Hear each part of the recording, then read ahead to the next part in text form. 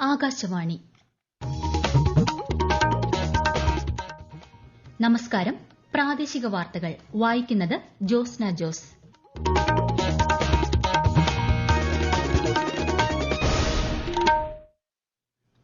പ്രധാന വാർത്തകൾ. 2025 ധനകാര്യ ബിൽ ലോക്സഭ പാസാക്കി. നികുതിദായകർക്ക് മുൻപില്ലാത്ത വിധത്തിലുള്ള ഇളവുകൾ ഉറപ്പാക്കുന്ന ബില്ലെന്ന് കേന്ദ്ര ധനമന്ത്രി. സ്വകാര്യ സർവകലാശാലകൾക്ക് പ്രവർത്തനാനുമതി നൽകിക്കൊണ്ടുള്ള സ്വകാര്യ സർവകലാശാല ബിൽ നിയമസഭ പാസാക്കി. പരിഷ്കരിച്ച 10ാം ക്ലാസ് പാഠപുസ്തകങ്ങളുടെ പ്രകാശനം മുഖ്യമന്ത്രി പിണറായി വിജയൻ തിരുവനന്തപുരത്ത് നിർവഹിച്ചു. വയനാട്ടിൽ ആദിവാസി മേഖല കേന്ദ്രീകരിച്ച് അനുമതിയില്ലാതെ ആരോഗ്യ പരീക്ഷണം നടത്തുന്നുവെന്ന വാർത്തയിൽ അന്വേഷണം പ്രഖ്യാപിച്ച് ആരോഗ്യവകുപ്പ്. ഉയർന്ന താപനിലയുടെ പശ്ചാത്തലത്തിൽ വിവിധ ജില്ലകളിൽ ഇന്ന് മഞ്ഞ ജാഗ്രത. IPL ക്രിക്കറ്റിൽ ഇന്ന് ഗുജറാത്ത് ടൈറ്റൻസ് പഞ്ചാബ് കിങ്സ് പോരാട്ടം.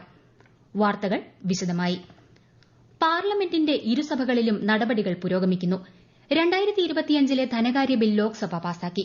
സുഗമമായ വ്യാപാരവും നികുതിദായകർക്ക് മുൻപില്ലാത്ത വിധത്തിലുള്ള ഇളവുകളും ഉറപ്പാക്കുന്നതാണ് ബില്ലെന്ന് ചർച്ചയ്ക്ക് മറുപടി നൽകിക്കൊണ്ട് കേന്ദ്ര ധനമന്ത്രി നിർമ്മല സീതാരാമൻ പറഞ്ഞു.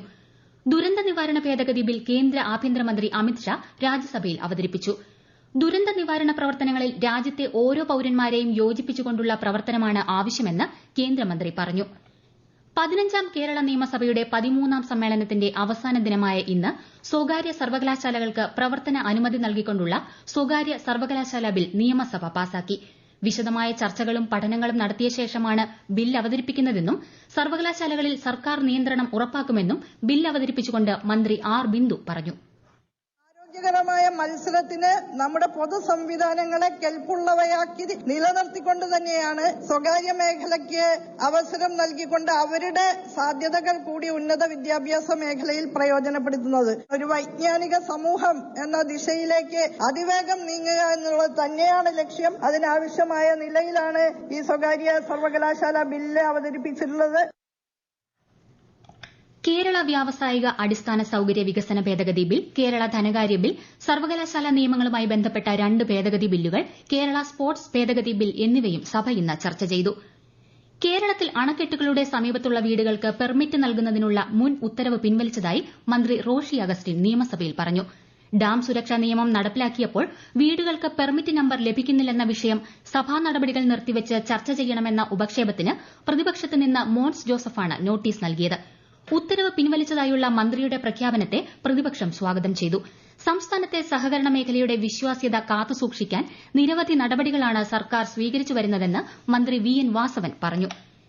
വയനാട് പുനരധിവാസത്തിന്റെ ഭാഗമായി ടൌൺഷിപ്പിന്റെ നിർമ്മാണ പ്രവർത്തനങ്ങൾക്ക് മറ്റന്നാൾ മുഖ്യമന്ത്രി പിണറായി വിജയൻ തുടക്കം കുറിക്കുമെന്ന് മന്ത്രി കെ രാജൻ. അതേസമയം പുനരധിവാസവുമായി ബന്ധപ്പെട്ട ഗുണഭോക്തൃ ലിസ്റ്റിൽ പേര് ഉൾപ്പെടുത്തുന്നതിനുള്ള അപ്പീലപേക്ഷ സമർപ്പിക്കുന്നതിനുള്ള അവസാന തീയതി ഈ മാസം 30 വരെ ദീർഘിപ്പിച്ച് സർക്കാർ ഉത്തരവായി. ഉത്സവകാലങ്ങളിൽ വിമാന കമ്പനികൾ വൻതുക ടിക്കറ്റ് നിരക്കായി ഈടാക്കുന്ന വിഷയത്തിൽ കേന്ദ്ര സർക്കാരിന്റെ ഇടപെടൽ തേടുമെന്ന് മുഖ്യമന്ത്രി പിണറായി വിജയൻ. വിമാന ടിക്കറ്റ് നിരക്ക് കുറയ്ക്കുന്നത് സംബന്ധിച്ച് വ്യോമയാന മന്ത്രിക്ക് കത്ത് നൽകിയിട്ടുണ്ടെന്ന് മുഖ്യമന്ത്രി പറഞ്ഞു. സ്വകാര്യ വ്യവസായ എസ്റ്റേറ്റുകൾക്ക് പൊതുസൌകര്യം ഒരുക്കുന്നതിന് സർക്കാർ സഹായം ലഭ്യമാക്കുമെന്ന് മന്ത്രി MB രാജേഷ് നിയമസഭയിൽ പറഞ്ഞു. വയനാട്ടിൽ ആദിവാസി മേഖല കേന്ദ്രീകരിച്ച് അനുമതിയില്ലാതെ ആരോഗ്യ പരീക്ഷണം നടത്തുന്നുവെന്ന വാർത്തയിൽ അന്വേഷണം പ്രഖ്യാപിച്ച് ആരോഗ്യവകുപ്പ്. ആരോഗ്യവകുപ്പ് ഡയറക്ടർക്കും വനിതാ ശിശുവികസന വകുപ്പ് ഡയറക്ടർക്കുമാണ് മന്ത്രി വീണ ജോർജ് അന്വേഷണത്തിന് നിർദ്ദേശം നൽകിയത്. മാനന്തവാടിയിൽ ആദിവാസി ഊരുകളിൽ മെൻസ്ട്രൽ ഹെൽത്ത് കിറ്റ് പരീക്ഷിക്കാൻ നീക്കമുണ്ടായെന്ന വാർത്തയെ തുടർന്നാണ് നടപടി. US ആസ്ഥാനമായ ബയോമെഡിക്കൽ ലാബാണ് പരീക്ഷണം നടത്തുന്നത്. പരിഷ്കരിച്ച 10ാം ക്ലാസ് പാഠപുസ്തകങ്ങളുടെ പ്രകാശനം മുഖ്യമന്ത്രി പിണറായി വിജയൻ തിരുവനന്തപുരത്ത് നിർവഹിച്ചു. മന്ത്രിമാരായ V ശിവൻകുട്ടി, KN ബാലഗോപാൽ എന്നിവരും ചടങ്ങിൽ സന്നിഹിതരായിരുന്നു. കൊടകര കുഴൽപ്പണക്കേസിൽ എൻഫോഴ്സ്മെന്റ് ഡയറക്ടറേറ്റ് കൊച്ചി PMLA കോടതിയിൽ കുറ്റപത്രം സമർപ്പിച്ചു. നിയമസഭാ തെരഞ്ഞെടുപ്പിനായി BJPക്ക് എത്തിച്ച പണമാണ് ഇതെന്ന പോലീസ് വാദം ED തള്ളി. ആലപ്പുഴയിലെ തിരുവിതാംകൂർ പാലസ് എന്ന വസ്തു വാങ്ങുന്നതിന് ധർമ്മരാജ് എന്നയാൾ ഡ്രൈവർ വശം കൊടുത്തയച്ച പണം ഒരു സംഘം തട്ടിയെടുക്കുകയായിരുന്നു എന്നാണ് ED കണ്ടെത്തിയിരിക്കുന്നത്. പണത്തിന്റെ ഉറവിടം സംബന്ധിച്ച രേഖകൾ ധർമ്മരാജ് ഹാജരാക്കിയതായും കുറ്റപത്രത്തിൽ പറയുന്നു. 2 സ്ത്രീകൾ ഉൾപ്പെടെ 23 പേരാണ് കേസിലെ പ്രതികൾ.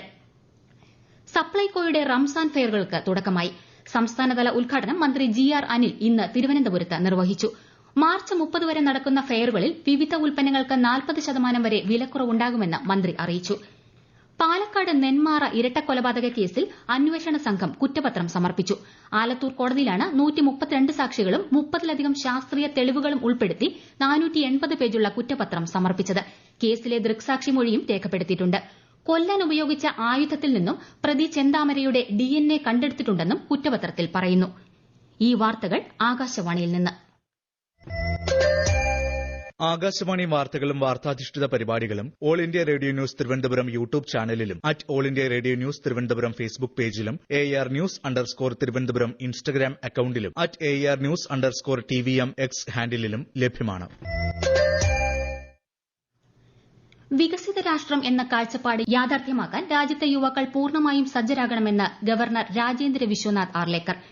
നെഹ്റു യുവകേന്ദ്ര സംഗതൻ തിരുവനന്തപുരത്ത് സംഘടിപ്പിച്ച യൂത്ത് പാർലമെന്റ് ഫെസ്റ്റിവൽ ഉദ്ഘാടനം ചെയ്യുകയായിരുന്നു അദ്ദേഹം. ചൂട് വർദ്ധിച്ചുവരുന്ന സാഹചര്യം കണക്കിലെടുത്ത് കോഴിക്കോട് നഗരത്തിന് പ്രത്യേക ഹീറ്റ് ആക്ഷൻ പ്ലാൻ തയ്യാറാക്കുന്നു. നഗരസഭയും ജില്ലയിലെ തദ്ദേശ സ്ഥാപനങ്ങളും മൂടാടി ഗ്രാമപഞ്ചായത്തും ചേർന്നാണ് പദ്ധതി നടപ്പാക്കുന്നത്. വിശദാംശങ്ങളുമായി ആകാശവാണി കോഴിക്കോട് ജില്ലാ പ്രതിനിധി നസീർ ബാബു. നഗരത്തിൽ പ്രത്യേക വിശ്രമ കേന്ദ്രങ്ങൾ ഒരുക്കും. പൊതുമാർക്കറ്റുകൾ, ബസ് സ്റ്റാൻഡുകൾ തുടങ്ങിയവയിൽ താൽക്കാലിക കൂളിംഗ് സെന്ററുകൾ സ്ഥാപിക്കും. പ്രാഥമിക ആരോഗ്യ കേന്ദ്രങ്ങളും കുടുംബാരോഗ്യ കേന്ദ്രങ്ങളും പ്രത്യേക ഹീറ്റ് ക്ലിനിക്കുകൾ സജ്ജമാക്കും. കാർഷിക മേഖലയിൽ ചൂടുമൂലമുള്ള ആഘാതം കുറയ്ക്കുന്നതിന് പ്രത്യേക പദ്ധതികൾ നടപ്പാക്കും. രൂക്ഷമായ വേനലിലും കുടിവെള്ള ലഭ്യത ഉറപ്പുവരുത്തുന്നതിന് പ്രത്യേക പദ്ധതിക്ക് രൂപം നൽകും.